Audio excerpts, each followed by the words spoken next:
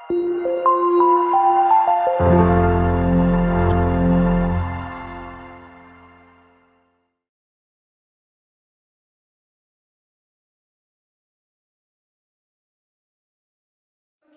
semuanya, ketemu lagi bareng Kak Gina, masih di Bimbel ala Klinik Genius. Ya, kali ini Kak Gina akan menjelaskan materi bab ke-6 untuk kelas 12. Nah, penasaran kan tentang apa? Nah, di sini Kak Gina akan bahas mengenai bab terakhir, yaitu bab mutasi ya.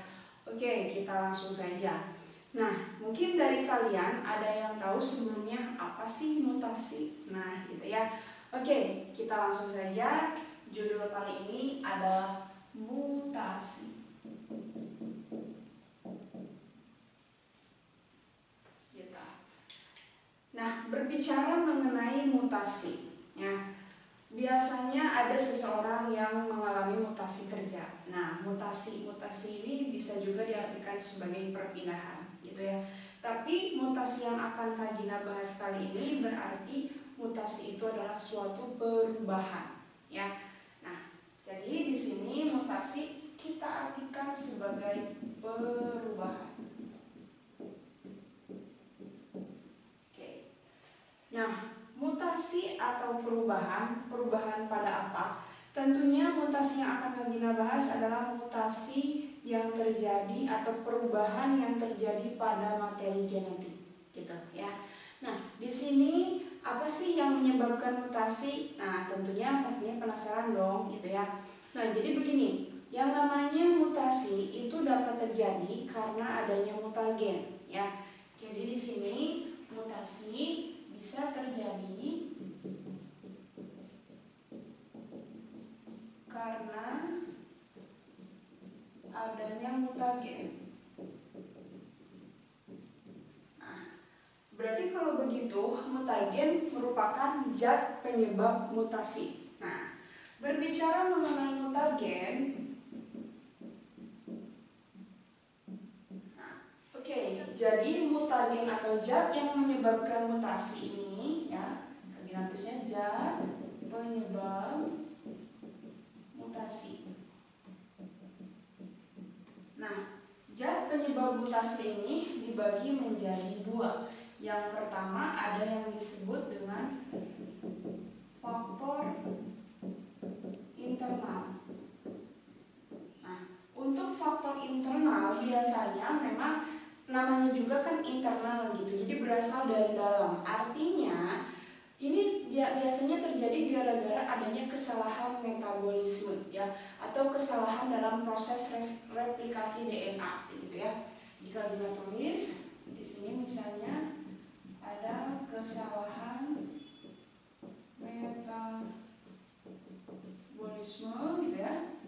Kemudian juga kesalahan dalam proses replikasi DNA.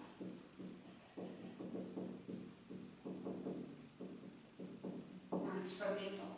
Nah, kemudian untuk yang kedua yaitu faktor eksternal, ya. Faktor eksternal. Nah, faktor eksternal di sini tentunya merupakan faktor yang berasal dari luar.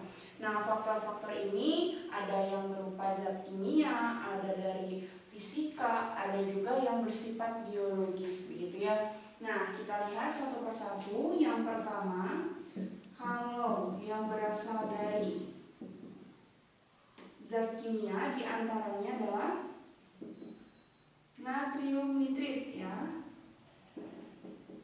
Natrium nitrit atau NaNO2, ya. Nah, oke, biar kelihatan pakai biru aja, ya. NaNO2. Nah, kemudian selain natrium nitrit juga ada gas mustard, gitu ya. Kemudian ada lagi di sini zat kolkisin, ya. Kolkisin. Kemudian ada juga hidroksilamin. dan lain-lain. Ya, tentunya untuk NaNO3 ini atau dikenal juga sebagai natrium nitrit itu banyak sekali terdapat pada daging-daging kemasan gitu ya. Maaf, misalnya sosis, nugget, nah itu banyak sekali natrium nitrit. Jadi hati-hati karena ternyata ini bisa menyebabkan mutasi bagi tubuh kita. Nah, itu ya. Kemudian selanjutnya ada yang berasal dari zat fisika nih ya. Yang berasal dari fisika ini pastinya berupa sinar-sinaran gitu ya.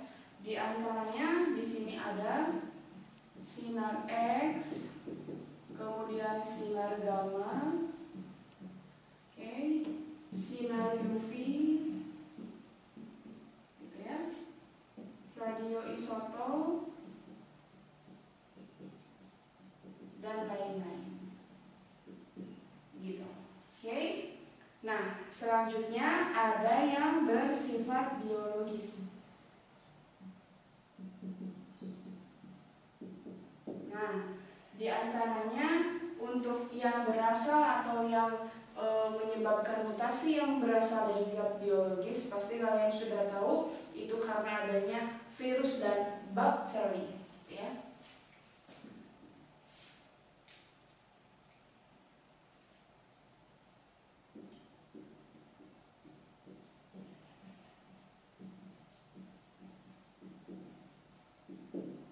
Nah, ini merupakan contoh-contoh dari mutagen atau zat penyebab mutasi.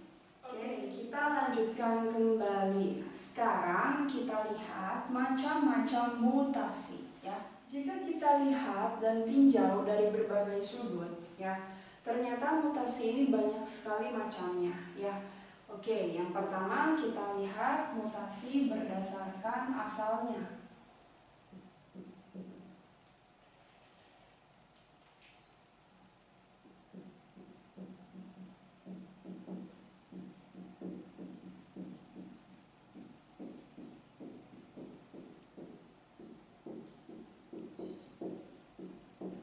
Berdasarkan asalnya, mutasi dibagi menjadi dua.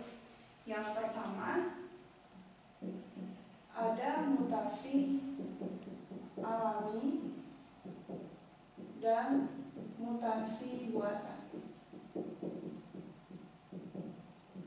Nah, tentunya untuk mutasi alami ini karena terjadi proses alam gitu ya.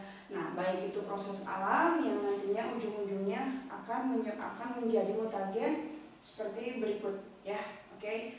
Nah, kemudian ya yang mutasi buatan, kalau ini dengan sengaja, kalau alami itu tidak sengaja seperti itu. Ya, jadi dipengaruhi oleh alam. Tetapi untuk mutasi buatan itu benar-benar kita yang membuatnya, benar-benar dipicu begitu ya. Nah, oke, kemudian yang kedua, mutasi berdasarkan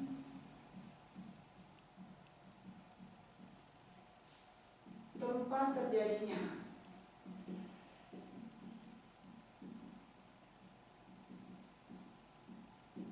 Oke, mutasi ini dibagi menjadi yang pertama ada yang disebut dengan mutasi somatik. Nah, mutasi somatik ini terjadi pada sel tubuh dan tidak diwariskan. Oke, terjadi pada sel tubuh dan tidak diwariskan.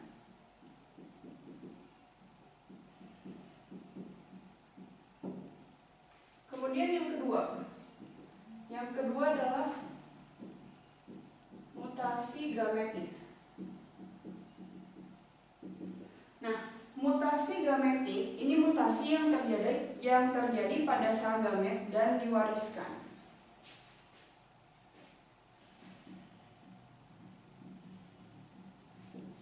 Terjadi pada sel gamet dan diwariskan. Seperti itu. Oke, jelas ya. Yang ketiga, mutasi berdasarkan arahnya. Nah, ada dua, ada mutasi maju dan mutasi balik. Oke.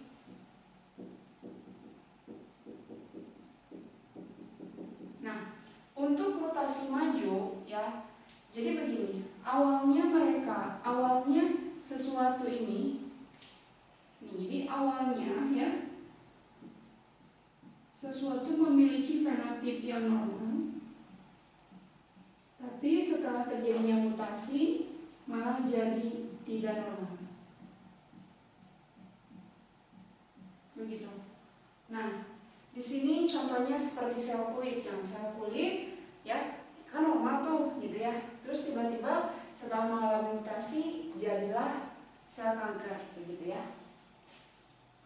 Oke, nah yang kedua mutasi balik.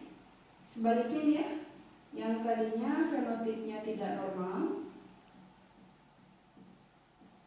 nah setelah termutasi jadi normal.